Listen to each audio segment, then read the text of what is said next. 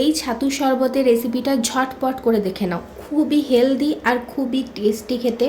গরমে তো ভীষণ উপকারী এটা। তো এটা আমি একটু ইউনিকভাবে বানাচ্ছি, তোমরা অবশ্যই একবার ট্রাই করে দেখতে পারো, খুব টেস্টি হয় খেতে। এখানে আমি হাফ কাপ দই নিয়ে নিয়েছি, আর ওই কাপটা ধুয়ে একটু জল আমি এখানে অ্যাড করে দিলাম। আর এখানে তারপরে একটু পুদিনা পাতা নিয়েছি, আর নিয়েছি ধনে পাতা। এই দুটোকেও অ্যাড করে আমি এখানে 1/4 ভাগ মতন চাট মশলা, 1/4 ভাগ এখানে আমি গোলমরিচের গুঁড়ো দিয়ে দিয়েছি, হাফ চা চামচ দিয়েছি জিরে গুঁড়ো, আর ছাতু দিয়ে দিয়েছি 4 টেবিল চামচ মতন, আর হাফ চা চামচ মতন নুন দিয়েছি, বা তোমরা তোমাদের স্বাদ অনুযায়ী নুনটা এখানে অ্যাড করতে পারো। আর আমি এখানে দিয়ে দিয়েছি একটু লেবুর রস।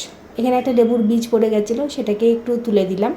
আর তারপরে আমি এখানে আবারও কিছুটা জল অ্যাড করলাম। টোটাল আমি 1 কাপ এখানে জল ইউজ করছি। এরপরে মিক্সচার জারটাকে আমি ভালো করে টাইট করে লাগিয়ে এটার একটা মিহি পেস্ট আমি তৈরি করে নেব, মানে একটু ভালো করে এটাকে ঘুরিয়ে নেবো আর কি একটু মিক্সিতে। এদিকে দেখতে পাচ্ছ এটা রেডি হয়ে গেছে। তো শরবতটাকে সাইডে রেখে আমি এখানে অর্ধেকটা পেঁয়াজ নিয়ে নিয়েছি। এবার এই চপারটাই করে আমি ছোট ছোট করে পেঁয়াজটাকে কুচি করে নেব, তাহলে তাড়াতাড়িও হয়ে যায় আর খুব সহজে এটা বানানো হয়ে যায়। এদিকে দেখো পেঁয়াজটা একদম কুচি করে নিয়েছি ছোট্ট ছোট্ট করে। আমরা তো শুনেই এসেছি যে সাথে করে কাঁচা পেঁয়াজ রাখলে বা কাঁচা পেঁয়াজ খেয়ে বাইরে বেরোলে এই গরমে নাকি লু লাগে না। তো সেই জন্যই পেঁয়াজটা এখানে ইউজ করা। তো পেঁয়াজটাকে আমি প্রথমে গ্লাসে দিয়ে দিয়েছি, তারপরে যে শরবতটা বানিয়ে রেখেছিলাম ওটা একটা ছাঁকনিতে অল্প অল্প করে দিয়ে ভালো করে ছেঁকে নেব। তোমরা যারা ডায়েট করছো, ওয়েট কমাতে চাও, তারা অবশ্যই এটাকে ট্রাই করতে পারো তোমাদের ব্রেকফাস্টে।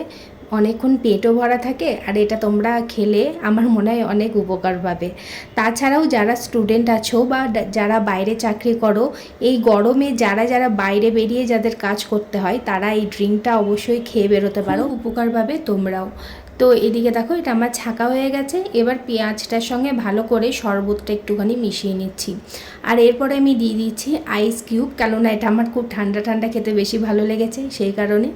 তো এখানে আইস কিউব দিয়ে একটা পুদিনা পাতা এখানে সাজাবার জন্য আমি রেখে দিয়েছি। তো আজকের ভিডিওটা কেমন লাগলো অবশ্যই কমেন্ট করে জানাবে। আর তোমরা যদি এটা ট্রাই করে থাকো তাহলে অবশ্যই আমাকে একটা ফটো শেয়ার করো কমেন্টে, আর আমাকে লিখে জানিও কেমন হয়েছিল এটা। সত্যি কথা বলতে আমাদের তো এই ড্রিঙ্কটা ভীষণ ভালো লেগেছে, আর আমরা আমাদের ব্রেকফাস্টে মানে প্রতি সপ্তাহে অন্তত 2 দিন এই ড্রিঙ্কটা আমরা রাখবই।